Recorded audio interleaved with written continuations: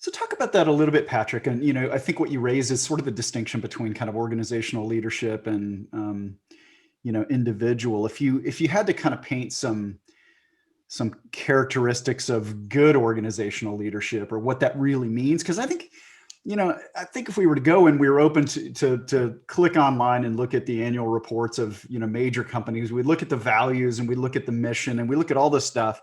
And there's very little, to be fair, that we could really disagree with. I mean, they're all kind of, good citizenship factors, if you will, and that kind of thing. And yet, if I would imagine if we were to talk to people who were either inside the organization or alums of that organization, we might get a picture that's a little bit different from the reality of that. And why do you feel like that's so common where, the rhetoric is so different from the reality?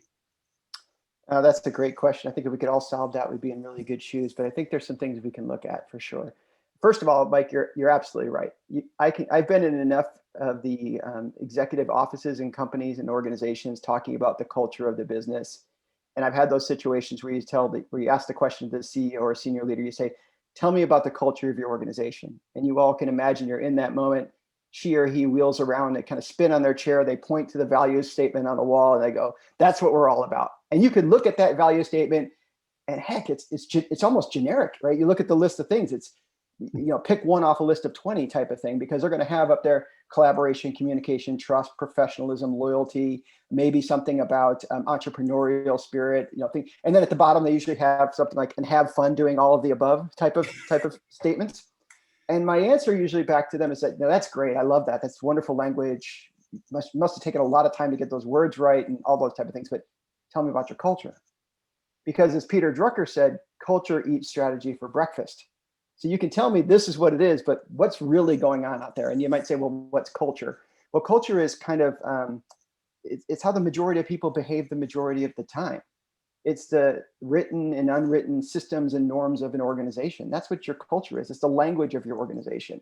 And you have to look at those things to say, okay, what's our culture really like?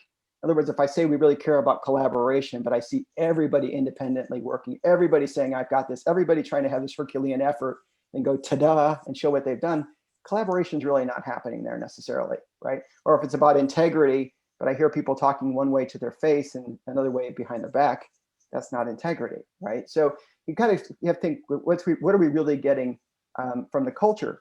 So I have some friends at a company called Franklin Covey that I've had a chance to work with for many years, and I've actually done some events for them where I talk about what is culture with their clients. And one thing that I think they framed really nicely is, what are the outcomes of an effective culture? Because that's kind of a way to like reverse engineer your way into saying, okay, do we have a really good organization and what can we do? And what they teach is, they say there's 4 consistent outcomes of a winning culture. The first one is, a winning culture makes a distinctive contribution, which basically means if you have a group of people doing a particular service or providing a particular product to a group of customers, and then you take that group of people out that are doing that service and you replace them with a completely different group of people that on paper look equally qualified, what's missing? And if you say at the end of the day, you go, "No, it's all pretty much the same," then I would say that first group did not really have a distinctive culture, or they weren't really making a distinctive contribution. However, if you said, well, just the way the customers feel about interacting with them, or just how the employees go that extra step or do a little bit more for them, or the contribution they make to the community, those things are missing. Then you go, okay, there's something distinctive about that team of people. When they work, they're creating a distinctive contribution. And I know it sounds like lofty rhetoric, but if you step back from it and think, like, what does our team do that other teams just wouldn't do if they were in our shoes? What's the unique thing we bring to it? That's one outcome.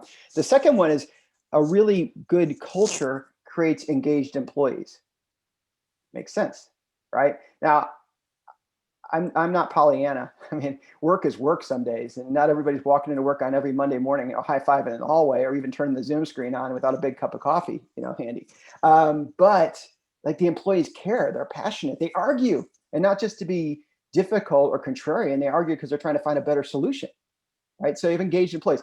They have loyal customers, and we can go on and on about loyal customers. Fred Reichheld talks a lot about loyal customers in his book, Ultimate Question, and talks about, hey, if you have loyal customers, that's a lot better than satisfied, because loyal customers come back, they buy more, they tell their friends to come, and they give you feedback, which is really critical. And then the fourth thing, so I have distinctive contribution, I have engaged employees, I have loyal customers. And then the last thing is they deliver sustained superior results. I mean, you can't, the other stuff sounds great and it's kind of like a fun party, we all get together, but you actually have to deliver the goods. I mean, Mike, you said you had been a CFO before, you got to deliver the numbers. I mean, we've got to deliver stuff to the street. So the ability to do all of those things is really critical. So oftentimes I'll have students say, well, Professor Leddin, should I go to this company or that company? And everybody, I'll say like, well, what do you think? And they'll say, well, everybody's telling me I should check out the culture of the company. And I'll say, well, how do you do that? And they're like, well, we go to the website and read their mission statement and their vision statement, and I see what they contribute to. And they're trying to get their hands on it. But like you said, Mike, they're seeing all the same stuff. They go to one to the next, the next, the next, right? So really you got to get deeper than that and see, okay, what are some of the results or outcomes of the organization and work your way back into it.